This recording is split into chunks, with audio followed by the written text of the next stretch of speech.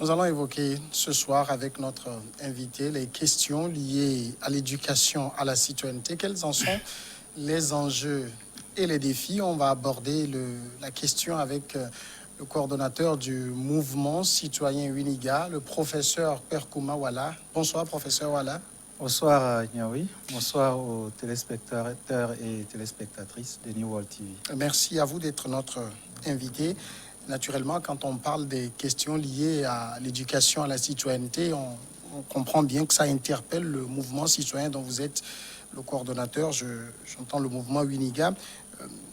Avant d'entrer dans le vif de notre sujet, cette question, quand on l'évoque aujourd'hui, est-ce que vous constatez qu'il y a au plan national, dans le comportement de tous les jours, un déficit qui trouve son origine justement dans le manque d'éducation à la citoyenneté? Effectivement, la question peut être abordée sous deux aspects. Est-ce que le déficit que nous observons aujourd'hui en termes de culture citoyenne ou de culture à la citoyenneté est lié à un manque d'éducation, ou est-ce c'est lié à un défi d'appropriation des principes civiques, du civisme ou de la citoyenneté? Je dirais que quand on regarde les programmes d'éducation au primaire comme au secondaire, et quand on regarde l'histoire de notre pays en termes d'implication dans le cursus de formation des Togolais, la notion de l'éducation à la citoyenneté, aux valeurs morales, on peut se dire qu'au plan éducation, je peux dire cognitive, au plan éducation cognitive, c'est-à-dire le bagage intellectuel à fournir aux Togolais, aux jeunes Togolais depuis l'apprentissage au bas âge. On peut dire que ces programmes sont fournis parce que quand vous regardez la réforme de l'éducation de 1975, qui avait quand même permis à l'élaboration des curricula à intégrer dans le cursus de formation des citoyens togolais. Mais quand on regarde aussi sur le plan politique général dans notre pays, on peut voir beaucoup de lois, beaucoup de directives qui sont prises ça et là pour renforcer la culture citoyenne. Mais quand on compare tout ce bagage-là et le comportement réel du Togolais, que ce soit dans la rue, dans son quartier, dans son service, on se rend compte qu'il y a un hiatus, un grand fossé entre tout le bagage intellectuel ou cognitif qu'on nous donne en termes d'éducation et le comportement que nous avons, que beaucoup de nos compatriotes ont, aussi bien dans leur maison, leur quartier, que dans la rue ou même dans leur service. Donc ça veut dire que ce n'est pas forcément un déficit d'éducation, c'est pas forcément un déficit d'éducation, peut-être un déficit dans la manière d'éduquer. Voilà, parce que l'éducation, quand on entre dans les définitions pédagogiques, elle a trois rôles. Le premier rôle, c'est pour vous donner des connaissances. Le deuxième rôle, c'est pour vous donner des compétences. Et le troisième rôle, c'est pour vous amener à avoir un certain comportement. Donc ça peut dire qu'aujourd'hui, si on analyse l'éducation à la citoyenneté dans notre pays, on peut dire que sur le plan connaissance ou savoir de base qu'il faut donner à des apprenants, on nous en donne. Quand on regarde les notes, si vous analysez, je suis sûr que chacun a eu de bonnes notes dans ces différentes matières-là. Mais quand on regarde les compétences, est-ce que nous avons, nous acquérons les compétences nécessaires pour mettre en œuvre tous ces savoirs ou toutes ces connaissances de base-là? Il y a une grosse question. Quand on regarde nos comportements, on va peut-être arriver dans ça, dans la suite du truc. Et quand on regarde aussi nos comportements, je prends un cas simple. Le comportement dans la rue par rapport au feu tricolore, par exemple. Quand vous allez à l'école, à l'auto-école, on ne va pas dire qu'on ne vous enseigne pas le respect de toutes ces signalisations du code de la route. C'est la raison même de l'auto-école. Voilà, c'est la raison de l'auto-école. Donc ça veut dire qu'en termes de savoir de quelqu'un qui doit maîtriser le code de la route avant d'avoir son permis, beaucoup d'usagers de la route ont ce savoir-là. Ils ont la compétence parce qu'on arrive à leur donner le permis. Ça veut dire qu'ils ont la compétence. Mais maintenant, le comportemental, là, le côté comportemental reste encore un maillon faible dans notre système d'éducation. Oui. Et peut-être que c'est à ce niveau qu'on peut parler de déficit de ces aspects de l'éducation à la citoyenneté. Alors, vous-même, vous êtes enseignant et quand on pose, par exemple, un problème et on se dit que dans l'acquisition des connaissances, on a de quoi acquérir ces connaissances de façon cognitive, il n'y a pas de problème, mais que dans la pratique, on ne retrouve pas ce qu'on recherche en transmettant ces connaissances, est-ce qu'on n'a pas raison d'accuser justement le système de transmission de ces connaissances? Pas forcément. On peut accuser le système de transmission de ces connaissances, mais pas forcément, parce que, vous savez, dans ce système de transmission des connaissances, j'ai dit les trois volets, le cognitif, les compétences et puis le comportemental. Vous allez voir que vous pouvez être très intelligent, être très compétent, à connaître les savoirs de base, mais le comportement va être orienté par la société. Parce que si vous prenez un garçon qui est très bon, vous le mettez dans une société où les gens ne respectent rien, ne soyez pas surpris qu'à son tour, après un temps, qu'il perde même les bases qu'il aurait acquises pendant son cursus de formation et qu'il se retrouve aussi à aller comme tout le monde. Et vous observez sur la route, à un feu rouge, tout le monde s'arrête. Mais vous allez voir que de temps en temps, il y a des gens qui passent. Et parfois, même ceux qui sont censés faire respecter la loi, mes frères, parfois militaires, c'est pas pour les accuser, c'est pour les titiller, c'est pas eux seuls. Parfois, vous les voyez passer aussi. Et ça entraîne les gens à se demander, mais est-ce que ça vaut la peine de respecter? La deuxième chose, c'est la régulation. La régulation de ces fautes-là, de ces fautes civiques. Et si quelqu'un sait qu'en passant, peut-être qu'on va lui prendre 500 devant, bon, autant mieux passer. Si on l'arrête, il donne 500, il passe. Si on ne l'arrête pas, tant mieux, il aurait brûlé le feu rouge et gagné en temps. Mais en même temps, il faut aussi le transposer dans ce qui se fait dans la haute sphère de la gouvernance de nos États. Alors, on ne le dira jamais assez. Si vous dirigez le pays et que les citoyens se rendent compte que vous-même, vous ne respectez pas les lois, mais ne soyez pas surpris que les citoyens commencent par s'habituer à se dire que le non-respect de la loi semble être une chose qui est la mieux partagée. Donc c'est pour ça que autant on doit donner les connaissances de base, autant le citoyen, quand il se retrouve dans la pratique, doit pouvoir aussi observer que toute la société fonctionne de la même manière. Il y a un exemple qui a circulé entre-temps sur les réseaux sociaux.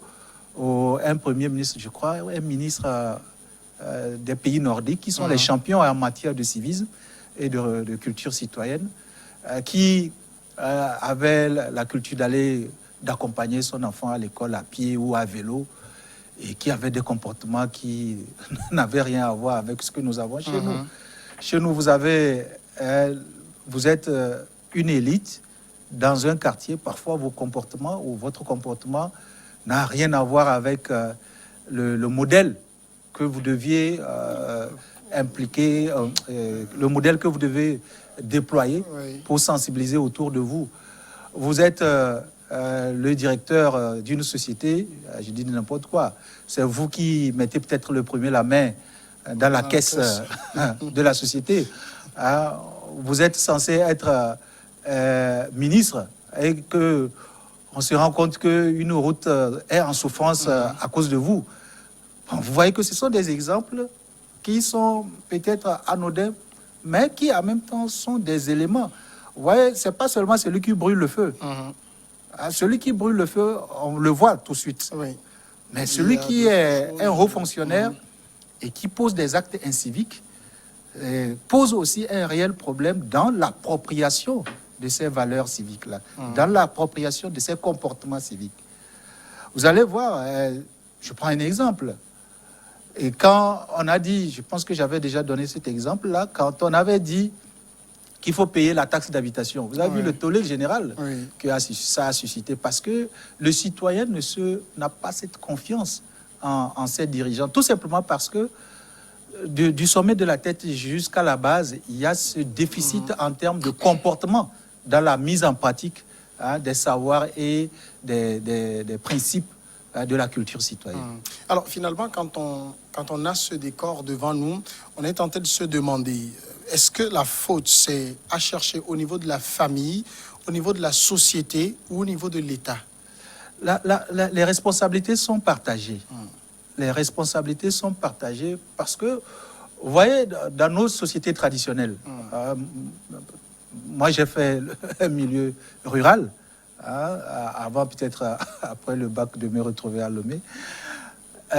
Chez nous au village, l'éducation de l'enfant appartient à la famille et à tout le village. Quand vous faites quelque chose de mauvais à la maison, on vous frappe et on vous corrige.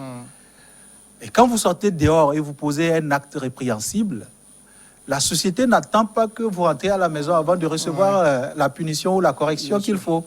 On vous corrige déjà directement sur place là-bas et cerise sur le gâteau, on vient dire aux parents que vous avez commis cette faute dehors et on vous a corrigé. Et on va vous corriger encore une deuxième fois pour la faute que vous avez commise dehors. Donc, ça veut dire qu'il y a la responsabilité au niveau de la famille et la responsabilité au niveau de la société. Maintenant, venons à l'État. L'État est censé édicter des lois et des règles qui doivent encadrer le comportement des citoyens dans la société. Et l'État, c'est nous, bien sûr, mais pour que l'État fonctionne, il y a une certaine représentativité. Il y a des institutions qui incarnent donc le pouvoir et la force de l'État. Et quand vous vous rendez compte que les animateurs de ces institutions doivent aussi respecter un minimum en termes de mise en pratique, mise en œuvre ou en termes de comportement, et que parfois ces animateurs de ces institutions aussi n'arrivent pas à mettre en pratique ce qu'ils édictent comme directive aux lois, vous convenez qu'ils ont aussi leur part de responsabilité. Donc, je vois qu'on a dans le gouvernement un ministre qui est chargé de l'éducation à la citoyenneté. Je sais qu'il y a eu, je crois, en 2012 ou 2014, la politique nationale d'éducation à la citoyenneté. Je sais qu'il y a une direction de la politique de l'éducation à la citoyenneté qui, entre-temps, devait être transformée en agence. Je ne sais pas si c'est fait ou c'est pas encore fait. Je ne pense pas que c'est déjà fait. Il y a même tout récemment, je pense que les 2 dernières semaines, il y a eu la publication d'un manuel qui devrait encadrer l'éducation à la citoyenneté. Ce sont des initiatives à saluer au niveau de l'État. Mais dans l'application, qu'est-ce qui manque? Donc, il y a un certain exemple, une certaine exemplarité que les animateurs des institutions de la République, les fonctionnaires que nous sommes, les hauts cadres que nous sommes, devons donner d'abord à ceux que nous pensons qui ne sont pas à l'école comme nous, parfois même qui sont plus civiques que nous. Bien sûr. Et ensuite, à nos enfants et aux jeunes. Ouais, moi, je suis formateur et enseignant. Si on me met quelque part et à un poste de responsabilité et que j'utilise ce poste de responsabilité pour brimer les gens, j'utilise ce poste de responsabilité pour enfreindre aux règles, j'utilise ce poste de responsabilité pour piquer dans la caisse commune, vous comprenez que d'abord, mes collaborateurs immédiats vont commencer par se dire s'il est fait comme ça, donc ça veut dire que bon, c'est permis. C'est pas autorisé, mais c'est permis. On peut le faire sans être tapé. Et donc, dans la société, quand on a l'impression qu'il y a donc ces 2 poids, 2 mesures, l'État, d'une manière ou d'une autre, se tire une balle dans les pieds en laissant ces animateurs d'institutions aussi poser des actes inciviques. Comme en traditionnel, on nous dit que qui a volé l'œuf, un œuf volera un bœuf. Donc, il est clair que la responsabilité est au niveau des familles, parce qu'aujourd'hui, les familles ont démissionné, il faut le reconnaître. Les familles ont beaucoup démissionné. Beaucoup de familles africaines ou togolaises pensent que j'envoie mes enfants à l'école, ça suffit. Ça suffit. Non, ça ne suffit pas en réalité, parce que il y a le savoir cognitif qu'il va acquérir, mais il y a quand même le savoir comportemental, qu'il doit aussi acquérir à la maison ou même dans le quartier. Mais il y a aussi la société qui commence par aussi corrompre à travers le comportement qu'on vit, que la tendance donnée par la société. Et enfin, il y a l'État qui a ses responsabilités aussi parce que il ne s'agit pas seulement d'édicter des lois ou de prendre des directives. Il faut quand même que les animateurs aussi fassent un minimum d'efforts dans leur mise en pratique. Alors, si je vais être un peu fataliste dans la question suivante, est-ce que nous ne sommes pas finalement dans cet incivisme, ce manque de citoyenneté, est-ce que nous ne sommes pas allés tellement loin qu'il est difficile de reprendre la main? On est suffisamment allé loin, on est allé même très loin. Et la démocratisation mal perçue et mal comprise nous a alisé davantage.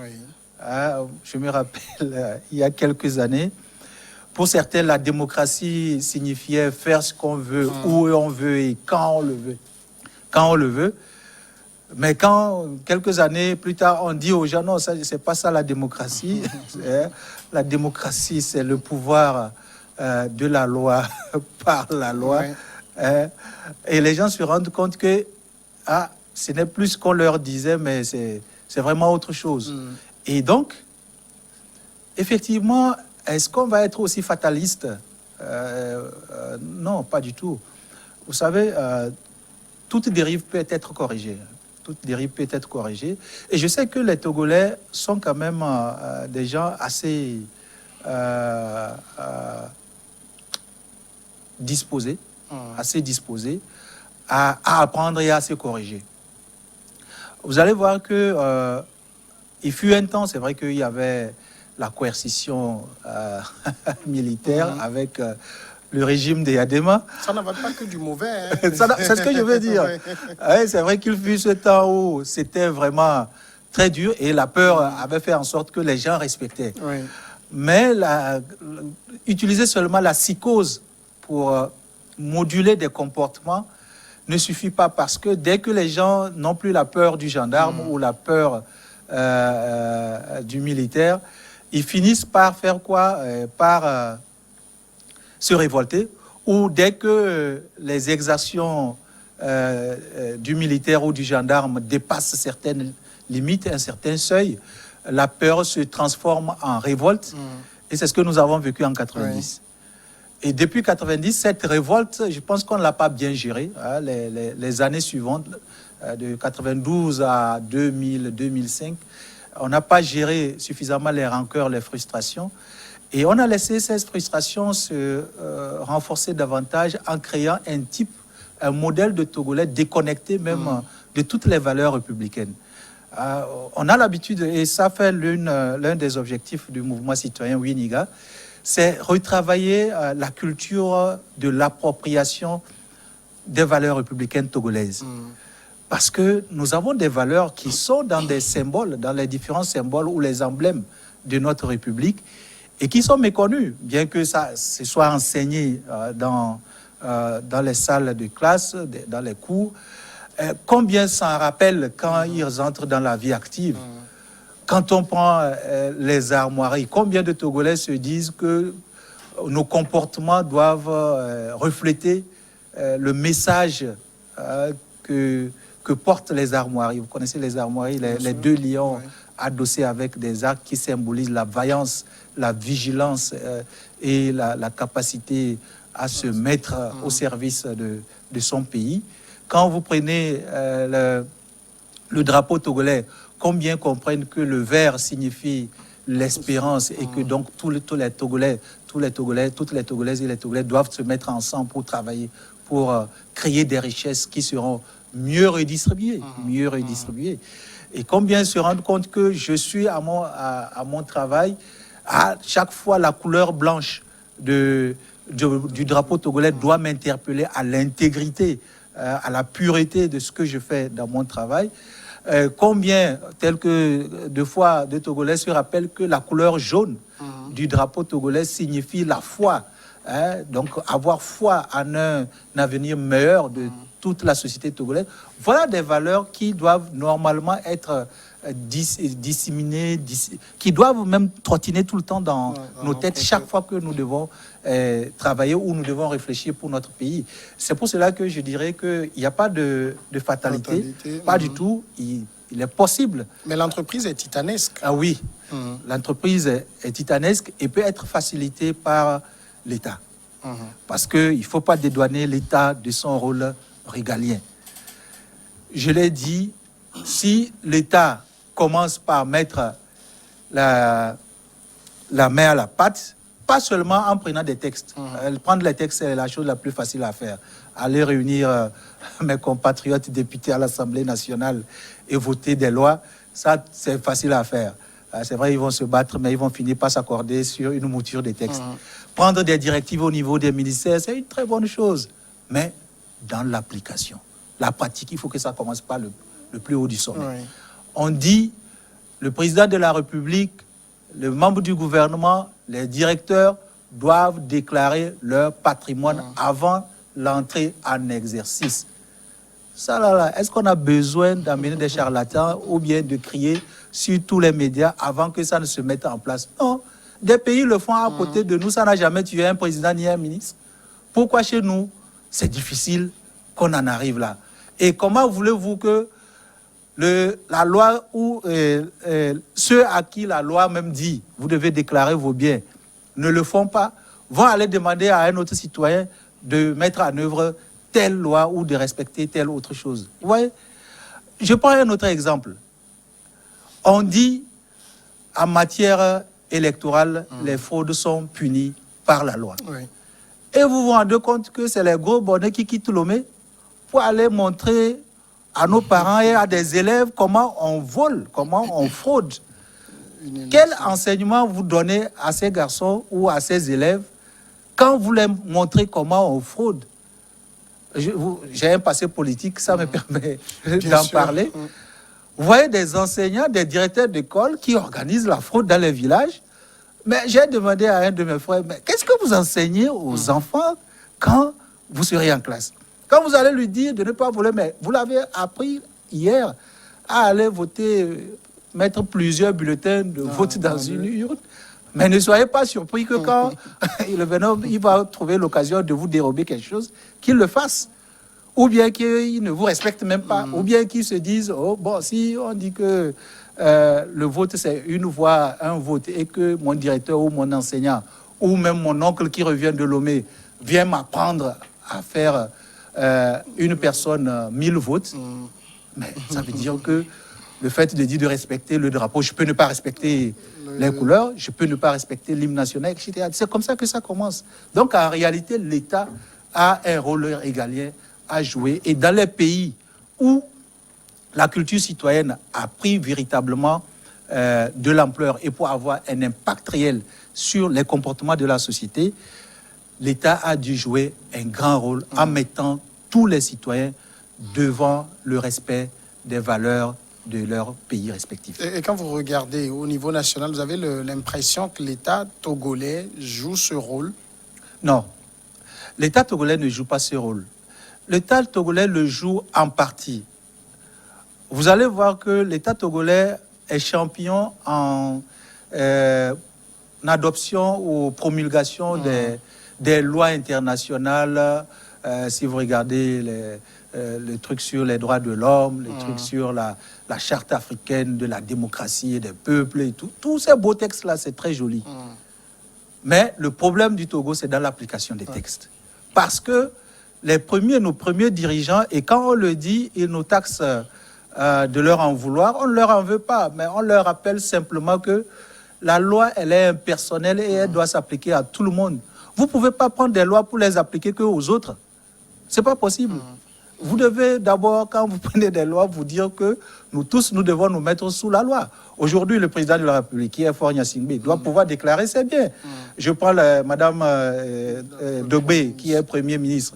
Elle doit pouvoir déclarer ses biens pour donner le bon exemple aux différents ministres et aux directeurs généraux et autres. Aujourd'hui, nous, en tant qu'enseignants, on doit pouvoir assumer pleinement notre fonction de donner la meilleure éducation aux jeunes. Si nous séchons nos cours, ou bien nous allons raconter de belles histoires pendant 2 heures sur 4 pendant le cours, je dis n'importe quoi, bien sûr, hein, et qu'après nous disons aux élèves ou aux étudiants de bien travailler, mais sauf que les gens n'acceptent pas de travailler. Si aujourd'hui vous avez, je reviens toujours sur l'incivisme fiscal, parce que ça revient beaucoup dans les lois de finances. Chaque fois on dit qu'on veut augmenter l'assiette fiscale et tout ça là. Mais pourquoi on a des difficultés dans ce domaine-là? Tout simplement parce que le citoyen ne s'y retrouve pas en termes de reddition des comptes. Il se dit, est-ce que les gens là, ils ne prennent pas notre argent à travers le fisc pour faire autre chose avec? Donc en réalité, l'État joue en partie son rôle, mais doit aller au-delà. Il doit aller au-delà, d'abord en faisant en sorte que les animateurs des institutions montrent l'exemple. Ensuite, la société elle-même. Ce n'est pas aussi parce que Kodio est voleur que Kofi doit aussi être voleur. Ou bien, c'est ce qu'on nous enseigne chez nous au village. C'est-à-dire, on dit, ah, c'est pas parce que l'enfant de telle maison a tel comportement que mon enfant ou toi aussi, tu dois copier bêtement le mauvais comportement. En termes de responsabilité, la société aussi a toute sa responsabilité et son rôle à jouer en adoptant des comportements aussi qui respectent nos lois et nos valeurs. Parce que ça ne sert à rien aussi de critiquer tout le temps, de dire « Ah, le président n'a pas déclaré, c'est bien, le président a fait ceci, le ministre a fait ci, le ministre a fait ça. » Mais nous-mêmes aussi, quel est notre comportement? C'est ça aussi. Si vous regardez, bon, je ne veux pas rentrer dedans, quand vous regardez les batailles politiques que nous avons dans notre pays, nous avons connu dans notre pays depuis les 30 dernières années, et vous vous rendez compte que ce que ceux qui veulent prendre le pouvoir reprochent à ceux qui sont au pouvoir là, ils font pratiquement la même chose ou parfois même pire que ceux qui sont au pouvoir là. Vous posez des questions. Donc en réalité, l'inculture civique, l'absence, le déficit de culture citoyenne est vraiment général et c'est au sein de la société aussi que chacun doit pouvoir adopter des comportements qui aillent dans le sens de renverser la tendance parce que on ne l'a pas, peut-être qu'on va l'aborder, les enjeux de la culture citoyenne sont énormes. Parce que le temps est déjà parti, malheureusement. On a moins de 30 minutes, hein, le temps est déjà parti. Les points qui restent à aborder sont très nombreux. Je n'ai même pas épuisé mes questions, mais on doit rendre l'antenne. Professeur Pekouma, voilà un tout dernier mot. Un tout dernier mot, c'est que l'éducation à la citoyenneté, je pense que c'est un pilier fondamental dans la construction de tout un peuple, comme je le disais, parce que les enjeux d'une bonne culture citoyenne, c'est d'abord la paix sociale, c'est la cohésion sociale, c'est le bien vivre ensemble. Et nous pensons qu'au Togo, il faut qu'on travaille davantage sur cette cohésion sociale, sur ce bien vivre ensemble. Et pour y arriver, il faudra que tous les citoyens comprennent que nous devons adopter des comportements qui reflètent les valeurs et les messages contenus ou véhiculés par les emblèmes et les symboles de la République. C'est promis. On reviendra naturellement sur ce sujet, surtout sur les enjeux de l'éducation à la citoyenneté. Professeur Pekouma, voilà, merci d'être passé répondre à nos questions. Merci à vous et merci aux téléspectatrices et téléspectateurs de New World TV. Vous êtes le coordonnateur du mouvement citoyen Winiga. Voilà, on va marquer tout de suite la pause et on revient après le journal pour Regard croisé.